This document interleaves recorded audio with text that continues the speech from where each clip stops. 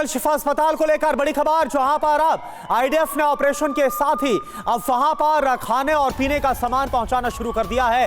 यह दावा आईडीएफ करिए 6000 लीटर पानी की सप्लाई शुरू कर दी गई है अल शिफा अस्पताल में। अस्पताल में 2300 किलो फूड सप्लाई भी की गई है। इजरायली आर्मी का अल शिफा में मदद का यह बड़ा दावा, जहां पर 3-4 दिन पहले इजरायली आर्मी ने दावा बोला था, हमास के लड़ाकों के होने की बात कही गई थी, उसके ठिकाने की बात कही गई थी, कई हथियारों के बरामद होने का दावा किया गया था। हालांकि इस दौरान कई जो मरीज है, करीब 55 से ज्यादा मरीजों की मौत हो गई जो कि आईसीयू में एडमिट थे, लेकिन अब अल शिफा में मदद पहुंचाने का दावा।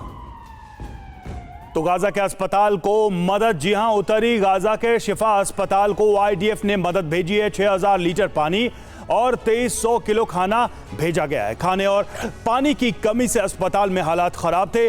आईडीएफ ने अस्पताल से मेडिकल स्टाफ को निकलने का आदेश दिया है। 120 गंभीर मरीजों के लिए सिर्फ 6 डॉक्टर्स को रुकने की इजाजत दी है। उत्तरी गाजा का शिफा अस्पताल इजरायली सेना के कब्जे में है।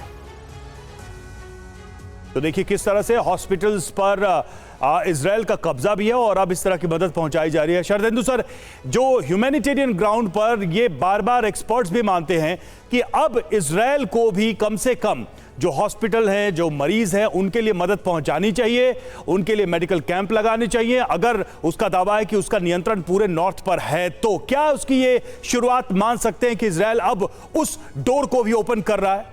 जी हाँ, बिल्कुल। जिस तरीके से अल शिफा अस्पताल में मदद पहुंचाई है वो तारीफ करने वाली बात है, लेकिन अब ये देखना होगा कि वहाँ मरीज की संख्या ही नहीं है, बहुत नेग्लिजिबल है। 6 डॉक्टर को बोला है वहाँ रहने के लिए। तो एक ह्यूमैनिटेरियन फेस आगे लाया है इजराइल ने पूरे वर्ल्ड के सामने। इसको और एक्सटेंड करना पड़ेगा, बाकी अस्पतालों में भी ये सुविधाएं देनी पड़ेंगी। इस तरीके की humanitarian add specially north Gaza और गाजा सिटी तक इसको प्रोग्रेस करें।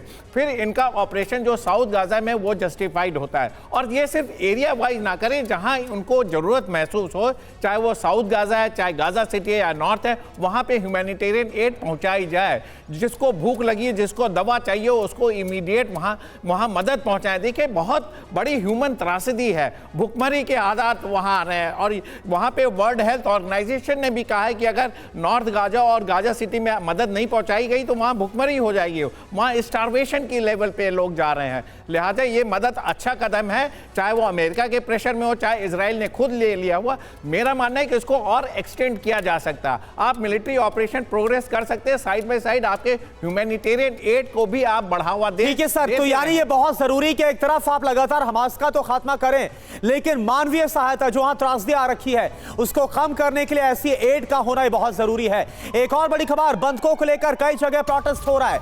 240 बंधकों की रिहाई की मांग की गई है। हमास की शर्त मान लेने की अपील की गई। पीड़ित परिवारों से मुलाकात लगातार नेतन्याहू कर रहे हैं। 44 दिनों से हमास की गिरफ्त में है बंधक।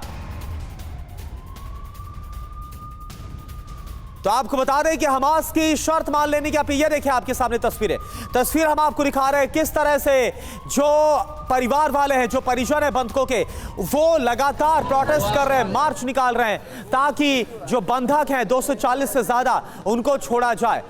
तो बंधकों की रिहाई की मांग और तेज हो रही है।